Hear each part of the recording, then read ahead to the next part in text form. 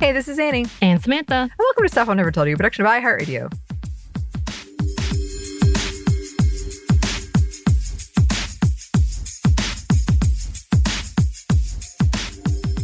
And welcome to a happy hour where I'm just going to be unhappy. We'll call it a bitch and wine, but I don't have a wine. And neither does Anney. Oh, but I'm a wine a little bit. And bitch. We're going to do all the things. Anney, before we start, are you partaking of anything refreshing? I am. What you partaking on? I am drinking a light beer, as you called it, a warm beer, because we've been in here for a minute. Recording for a minute, but it's still got its temperature. It's still got its temperature. That doesn't mean it's got a temperature. It's cool. It's not warm. I am drinking on some bubbly water because we are frantically trying to get a lot of recordings, a peek behind the curtain before we head out to do a panel, actually getting out there in the world and reminding people that we exist in the podcasting world, which is a whole thing. And honestly, it is a catalyst to what we're talking about today. So if you are partaking of anything, please do so responsibly. You know what we mean by that. We are not currently being sponsored by anything we are necessarily talking about. But just as an FYI, if you happen to be in DC and participating in a podcast movement, we're going to be there. Yay! The last time we went to do this was pre-pandemic. So this is going to be like a reminder of what we used to be like, except for the fact that I have, and I think, Anney, you would probably agree, become more introverted and awkward. And I'm assuming you're kind of there with me. Yeah. Yeah. Yeah. We were pretty awkward at the last one, but that was just our vibe. This is because what's that dance you kept doing? The Roger Rabbit? The Roger Rabbit. Yeah. What is wrong with me? I was doing that the entire time, wasn't I? You were. And we were just, I remember when people would come over to us and it was clear they were trying to make conversation and we would just kind of stare at them awkwardly. Yes. So I feel like we were awkward, but we were better than what we're going to be now. Yes. So we are getting prepared to do that. So we are not doing a Sex and the City viewing today. Apologies. It will be back. And y'all know, once again, as a reminder, we're trying to find a guest, one of you amazing listeners, to come and hang out with us. We've got several names, but if you want to add your name to this list of possibilities to join us, please do so. We'll tell you at the end of this episode how to do that. All you need is really a good internet connection or okay internet connection, and maybe headphones. And then an email to talk to our producer who does amazing things. All of that to say, it is coming back. But for now, I'm going to talk about how anxious I am about making appearances once again, especially feeling like I have aged a lot in the past 2 years. And I say this as a person who is truly trying to accept aging. I really didn't think I would be one of those people who would get hit into panic mode, but I kind of have hit that panic mode to the point, as we've talked about when it comes to self-esteem, weight, just looks in general, not being white, all of those things, being Asian. There's so much panic that I feel like I'm having right now in prepping, not only being in front of people, which we're not going to have that many people that we're talking to. Like, honestly, we're anticipating a little crowd, not much of a crowd, but the nervousness in just thinking about it, being seen, being judged, being looked at is really, really unnerving, to the point that I have been grinding my teeth extra hard and trying to find quick solutions to change myself, which is really, really, really anti-feminist in my mind. You know, like this level of conversation that we've had about, are we feminists? Is this bad feminism? Am I a hypocrite for doing these things? I've looking at anti-aging things because I don't know what has happened. Again, it could be the pandemic. It could just be in my mind. I don't think it is. But like so many things that I wish I could fix or turn back in so many ways. And it also has to do with my body image. It also has to do with, again, like I feel like I'm starting to get these bags, these sags. It's not cute. And I swore up and down, 5 years ago, I would never be this person. This would not be me. I will not be the person who will look into spending extra money to change myself because society, right? Wrong. Like, that's the best way I can say it. There's so much pressure, I feel like, in being the perfect feminist, in being the perfect woman, in being the perfect intersectionalist, in being the perfect Asian person, in order to represent these things, that it's really, really a mind. Like, I can't describe it as anything else. And wanting to do a good job in not only representing those marginalized people who are in the same categories, I'll say it that way, as I am, but also trying to do this in a way that I'm like, I am a healthy individual with great confidence. But I'm not too confident that I'm narcissistic and egocentric. Look at me, I am humble enough. Like, those are the titles that I feel like in order to represent anything that we have to have. And so I am really struggling right now in trying to bypass that into the them, which is what I was really hoping that I would jump into getting older. Like, there's parts of my personality that I am, yes, this, I am too old for this. So trying to measure and balance those, and at the same time trying to treat myself okay that I'm not going to have a full-fledged panic attack, which I have already contacted physicians to being like, I need medication. Give me. As a person who doesn't typically take medications, I'm like, no, I need it. I need it immediately.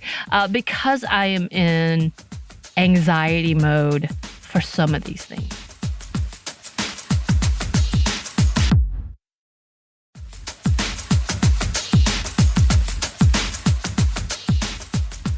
And Anney, I've already gone to get my facial and I have not gotten the answers that I want. There's so many things that I'm trying to figure out that I can do that doesn't feel like I'm crossing my own boundaries. Or maybe, and again, we've talked about this before about like, why can't we? Mm-hmm. If it gives us more confidence or if it's healthy for us, like we're doing it in a healthy manner, but it still feels like we're being hypocrites. You know what I'm saying? Mm-hmm. So like, I have never done Botox. I have never done any type of surgical stuff. I have never, like, I actually did try to do a survey about whether or not I would be interested. I have never been the type of person who would spend money on that stuff. Have I spent money on topical things? Yes. Way too much money. Like, I'm scared to look at, if I were to sit down to write how many products that I have bought in the last 3 years, like, I have a feeling that would put me in a shame spiral. So I can't do that to myself because there's so many things that I'm like believing on TikTok. It's not TikTok's fault. It's my self-esteem of like, these will fix these things. I've heard like gua sha and all these things, and I have tried all these things. Some of this just makes my face feel better. So I'm like, yeah, I'll do that. Mm-hmm. But like, I have realized that I have fallen into the trap of spending so much money in corporate world for these products, hoping to change and have an outcome that will change things that are just natural, but it's hard to accept it as natural. And again, this is compounded by the guilt of wanting this. A, that I can't naturally be this. B, feeling like that if I don't try something like this, and if I don't succeed in something like this, I'm going to be judged for it. C, if I do succeed in something like this, and if I'm not honest, then I'm a hypocrite. D, if I am honest and succeeding in these things, I'm a hypocrite. Like, you know, like all of these things feel like such a layered part of our conversation in aging as women, aging as a marginalized person, aging in an industry that you are seen. Like, you have to be seen, whether or not I don't, like, I have come upon the realization that as a kid, when I wanted to be a star, like I really thought I could be in acting or singing, to this point of realizing I would have not survived that industry because the level of criticism, the level of trolls, the level of people, no matter what you do, what opinion you made, if you were a blank slate, you're always going to be judged. And even more so when you have compounding layers of being a marginalized person. So this level of like being seen now, which I'm not to undermine all the work that's happened, but we're not number one category of women's podcasting. Let's be very, very honest. We work hard. We try to get great information. We try to be as entertaining as possible, and we try to be accurate and informative. But that doesn't necessarily mean that we are the most famous podcasters. You know what I mean? So I'm not writing in that, but just being seen by the few people who we love and who we are connected with is amazing. But that also comes the realization we are seen. That people see us, and I'm like, oh God, what does that mean? Yeah, so with that, the responsibility of people with good information, correct information, being as honest as we can be and vulnerable as we can be within our own healthy limits, it's really hard to find those boundaries and not question all of these things that I have. And going back and forth of okay, if I do this thing, am I a hypocrite? Okay, if I do these things, am I being anti-feminist? Okay, if I think these things or change these things about me, am I hating myself? Or am I being fatphobic? Am I being ageist? Am I being anti-Asian? There's so many things that feel like come into play when it's just a simple panel that we're going for 30 minutes. Y'all, it's 30 minutes long. And coming out and having this as a catalyst. And also there's a couple of other things that may be projects in the future, having me break down because that means I have to be seen and I can't just sit in my hole / my house and never leave. But when I see the mirror and see myself aging and changing, which is completely natural, but realizing I don't love aging and I don't love the sagging.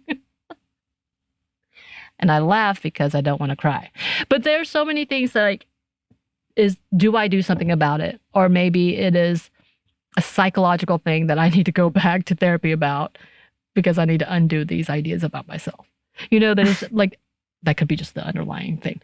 But there's so many pieces to this that as I ramble on, it feels hard to undo and it feels hard to reconnect all these things in a healthy manner. Yeah. I mean, it is. That's one of the, I have found, hardest things about being an intersectional feminist is those questions. You always have to interrogate, okay, why am I doing this? Maybe it is not the most feminist thing, but no one can be the perfect feminist. And then you're weighing that. And then because we're on this show, you feel even more well, I can't be preaching this and then off the side doing this. And so then you have to be open about it. You don't have to, but I feel like you should be generally. Right. Unless it's a real strict boundary. It's difficult. It's difficult when it's because we all grew up with these experiences wherever you grew up. It's hard to untangle what is just a negative thing that you've been taught versus something you might just want versus maybe it was a negative behavior you've been taught, but this will make you feel better. And at the end of the day, there are worse things. You know what I mean? Right. I know. And I feel like we live in a society where we have to choose the lesser evil. Yeah. And in comparison, but also feels gross too. It does. It does.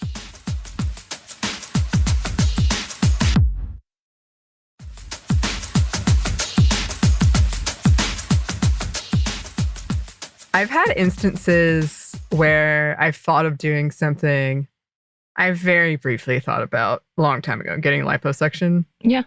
And the reason I didn't is because, one, we've talked about this, I'm terrified of being put under, and I'm terrified people will take a video of me. Yeah. But two, I was like, if that comes out and I'm on a feminist show, Right. that's the end of that. That's the end of us. Like, we've talked about some things when we were writing books. I'm like, we can't have this, or that will just be like the controversy in this. We've had so many conversations because there's so much layered responsibility, and we don't take that lightly. And then I think that's the other big part to this is like, I don't know, maybe it's the Libra in me, but I have to be balanced and honest. Like, I cannot not do it, which is odd because I think growing up, I was probably reactive attachment, which is all about trying to look like you're completely independent, but also getting what you want. So kind of in that level. But now that I've kind of let that go and went through all the therapies and trying to find a balance and healthy attachments and all of that, I've kind of come to the other end of like, I want to be truly honest. Like, I really want, it's going to always be in the back of my head that I'm a liar or that I'm the hypocrite. Like, I will punish myself, or I will judge myself more than others in reality and respect. But again, it's because, and I think this just like is the value of our listeners. They can read us really well. So I think in that end, I think they would know if we were dishonest, if we were being hypocritical, and to that point, again, because we have very smart listeners. And that's part of that reality. You and I, from jump, and I'm pretty sure you probably were from even before, we understood what we wanted to be in this podcast is honest and upfront and real and realistic. Like, that's that other part, because in all fairness, humanity is flawed, which is why so many bad things have happened. But we also want to be the ones that are a part of fixing it, correcting it, and bettering it. I mean, that was the intent in my job in general, like in general, but I can still also look back on that time and knowing all the mistakes that I've made. And there's a lot of guilt in thinking that I was making good decisions, that I was making choices that were for the better, you know? So this is just like underlying panic of all of this. And yes, again, this is partially triggered by the fact that I'm going to be in public. Like, I can't tell you how, like it's significant for us, but in reality, it's not that big of a deal. But it has made me go on to this panic, which you and I were like, and I think I'm the one who was like, we need to get out there more. I don't want to. You were. And I was like, really? I mean, you were right, but it was, I was like, oh, okay. Oh, so these were all the things that I'm like untying, I guess, and rifling through as we are approaching very quickly.